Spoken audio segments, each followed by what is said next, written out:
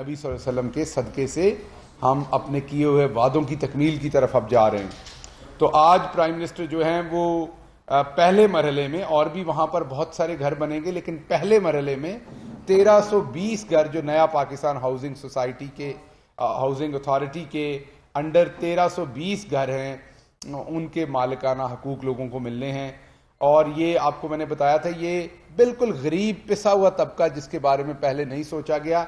इससे पहले जुनेजो साहब ने सोचा था बिल्कुल, लेकिन वो प्रोजेक्ट फेल हो गया था, चल नहीं सका था। उनकी नीयत तो जाहिर बात है बहुत अच्छी थी, लेकिन सिस्टम्स उस टाइम नहीं बने हुए थे, वो भले मॉर्गेज हो दूसरी चीज़ें, तो वो चल नहीं सका था। दूसरा बड़ा प्रोजेक्ट जो प्राइम मिनिस्टर वहाँ पर इफ्तिताह करने जा रहे हैं वो ओपीडी और जो एक टीचिंग हॉस्पिटल है पेशावर के अंदर, उसका ओपीडी और दूसरे तमाम उसके अंदर नए विंग्स ऐड किए जा रहे हैं। उस हॉस्पिटल को ऑलमोस्ट डबल किया जा रहा है उसकी कैपेसिटी को इन टर्म्स ऑफ ओपीडी और दूसरे शोबाजात, ताकि आपको पता है कोविड और दूसरी चीज़ों का प्रेशर भी है, तो बहुत ही state of the art hospital बना है। आपको मैं उसकी तस्वीरें अभी शेयर करता हूं प्रेस कॉन्फ्रेंस के बाद, ताकि आप फाइल कर सकें उन तस्वीरों को और डिटेल्स। और ये जो तीनों प्रोजेक्ट्स हैं इनकी डिटेल्स मैं आपको अभी दूंगा प्रेस कॉन्फ्रेंस के बाद, उनकी तमाम डिटेल्स। आज मैं चाहता हूं पूरी डिटेल में अबाई साहब बात करें, इसलिए मैं शॉर्ट रख रहा हूं इस बात को। तीसरा जो अहम मंसूबा प्राइम मिनिस्टर आज जिसका इफ्तिताह करने जा रहे हैं पेशावर में, वो मंसूबा है वाइडनिंग जो रोड है चित्राल से शंदूर। ये 153 किलोमीटर की रोड है, ये हमें सीपैक में भी सर्व करेगी। ये बहुत ही स्ट्रेटेजिक इंपॉर्टेंस की ये रोड है। ये 153 किलोमीटर 153 किलोमीटर की रोड है जो चित्राल शंदूर रोड जिसे हम कहते हैं। और इसी तरीके से रीहैब का प्रोजेक्ट है पेशावर और डेरा आदम खेल का। ये अल्लाह का शुक्र है कि कल ही मेरी मुराद सईद साहब से बात हुई थी, उनकी खुसूसी तवज्जो की वजह से ये प्रोजेक्ट अगले चंद महीनों में ख़त्म हो जाएगा, बिकॉज ये पिछले कई महीने से इस पर काम हो रहा है और इस पर अब जो आखिरी लेयर होती है रोड के ऊपर वो पड़ रही है। और ये हमने तेज़ तरीन काम किया है इस रोड के ऊपर, क्योंकि शहरियों को बहुत तकलीफ थी। तो ये चंद ही महीनों में ये रोड 35 किलोमीटर लंबा रोड था और बहुत ही इंपॉर्टेंट नवीयत का ये भी रोड था, क्योंकि इसकी भी बड़ी स्ट्रेटेजिक इंपॉर्टेंस है। और इसके ऊपर अब आखिरी लेयर जो है वो पड़ रही है और अगले चंद महीने में इंशाल्लाह ये लोग इसको इस्तेमाल कर सकेंगे। तो ये तीन मेजर चीज़ें आज प्राइम मिनिस्टर साहब वहाँ कर रहे हैं। उसके अलावा भी जो हमारे डिफरेंट प्रोग्राम हैं, एहसास के, नया पाकिस्तान हाउसिंग के, रमज़ान के अंदर लंगर खाने के और दूसरे, उनका भी जायज़ा वहाँ लिया जाएगा। और सूबाई जो मामलात हैं हमारी गवर्नमेंट के KPK के, उनके भी। अब मैं दावत देता हूँ सदाकत अली अब्बासी साहब को, एक अहम मौजू के ऊपर वो आपसे बात करना चाहते हैं। मौजू आप सबको पता है, कल वो हो चुका, और उस मौजू से, उस हरकत से, उस चीज़ से हमारे पूरे कल्चर पे, हमारे पार्लिमानी कल्चर पे, हमारे मीडिया पे, हमारे बच्चों की तरबियत पे क्या असरात हैं, मेरा ख्याल वो आपको बताने की ज़रूरत नहीं, आपको खुद से पता है। बासी साहब जो हैं वो, उनके बारे में बता दूं बजाय इसके कि उनको खुद बताना पड़े कि बासी साहब जो है उन्होंने पोठोहार में सबसे ज़्यादा वोट लिए हैं अभी तक अपने इस हल्के में। इस हल्के की तारीख में इतना वोट किसी को नहीं मिला। और अब्बासी साहब पेशे के एतबार से एक उस्ताद है, मैं और ये एक चीज़ हमारे में कॉमन है, ये और मैं एक ही जगह पे पढ़ाते भी रहे हैं, और ये पेशे के एतबार से एक उस्ताद है। और इसलिए भी इनको दुख ज़्यादा है क्योंकि ये ज़ाती तौर पर बच्चों की तालीम और तरबियत पे, सोसाइटी के बच्चों की तालीम और तरबियत के ऊपर बहुत इनकी गहरी नज़र है। तो ऐसा प्लीज़। बहुत शुक्रिया जी। जैसे कि शहबाज साहब ने बताया कि कल जो वाक़या हुआ पार्लियामान में, साबिक वज़ीर आज़म शाहिद खाकान साहब ने जो वहाँ पे बगैर किसी बड़े मेजर इशू के, स्पीकर साहब उनको बुला रहे थे कि आप बात करें, माइक पे बात करें, फ्लोर पे बात करें, जो उन्होंने स्पीकर के सामने जाके, स्पीकर साहब के सामने जाके जो उनको मारने की और जूता मारने की जो बात की, कल से सोशल मीडिया पे कोसार, खिता कोसार और खिता पोठहार के लोगों पे बहुत सारी बात आई, क्योंकि वो अपने आप को पहाड़ का बेटा कहते हैं और इस तरह की अदम बर्दाश्त वाली जो बात है, तो मैं खिता पोठवार और कोसार की तरफ से, जैसे शहबाज साहब ने बताया कि इस पूरी बेल्ट में सबसे ज़्यादा वोट मुझे पड़ा और तारीख में इतना किसी को वोट नहीं पड़ा, तो उनकी तरफ से जो उन सब की दिल आज़ारी हुई है इस सारे वाक़े से, उस हवाले से मैं रिस्पांस देने आया हूँ। पूरे पोठवार और कोसार की तरफ से हम समझते हैं कि ये स्पीकर साहब के सामने जाके उनको मारने की बात करना बिल्कुल गैर सियासी, गैर जमहूरी और गैर इखलाकी हरकत थी।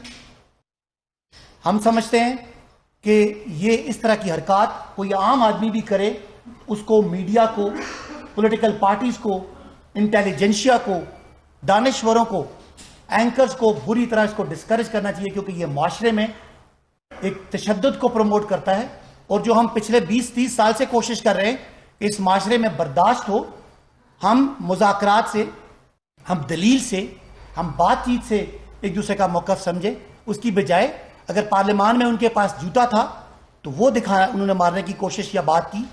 बाहर जब उन पे बात होती है तो वो एक पॉलिटिकल पार्टी का वजीर आजम साहब का ये कहता है कि मुझे कोई एक गाली देगा तो मैं उसके बदले में 10 गालियां दूंगा, मुझे कोई एक थप्पड़ मारेगा मैं उसको 10 थप्पड़ मारूंगा। आम आवाम का एहतजाज जहां होता है वहां वो लोगों के पीछे भागता है उनको लाते मारने के लिए। ऐसे लोग अगर ईवान में बैठे होंगे, नुमाइंदगी कर रहे होंगे, तो मुआशरे में एक अदम बर्दाश्त का कल्चर होगा। मुझे जहां मेरी मर्जी का फैसला नहीं मिलेगा, चाहे वो मजिस्ट्रेट है, तहसीलदार है, एसी है, डीसी है, कोई अदालत है, तो मैं वहां खड़ा हो जाऊंगा। मेरे हाथ में जूता है, मेरे हाथ में पत्थर है, मेरे हाथ में कोई डंडा सोटा है या असला है, मैं वो इस्तेमाल करूंगा। मैं कहूंगा कि मेरे तरीके से करो, वरना मैं नहीं चलने देता। इससे मुआशरे पे बहुत मनफी असरात होते हैं उन लोगों के कि जो आला ओहदों पर फायज होते हैं। कारकुनान इस पार्टी को करोड़ों लोगों ने वोट दिया, उनको क्या मैसेज है? मैं बताना चाहता हूं कि पोठवार और कौसार में हम इलेक्शन लड़ते हैं बहुत ज्यादा तहजीब के अंदर रह के। हम इख्तलाफ भी करते हैं, इख्तलाफ राय भी करते हैं, बात भी करते हैं, सुनते भी हैं। हमारा 492 पोलिंग स्टेशन पे इलेक्शन हुआ, एक जगह भी कोई तू तकार भी नहीं हुई, कोई गमला भी नहीं टूटा, कोई पत्ता भी नहीं टूटा सारे प्रोसेस में। ये आदमी, मैं कौम से, स्पीकर साहब से, पार्लियामान से और जिन्होंने इस चीज से इसको हद तक समझा है, उनसे पोठवार और कोसार की तरफ से माजरत चाहता हूं।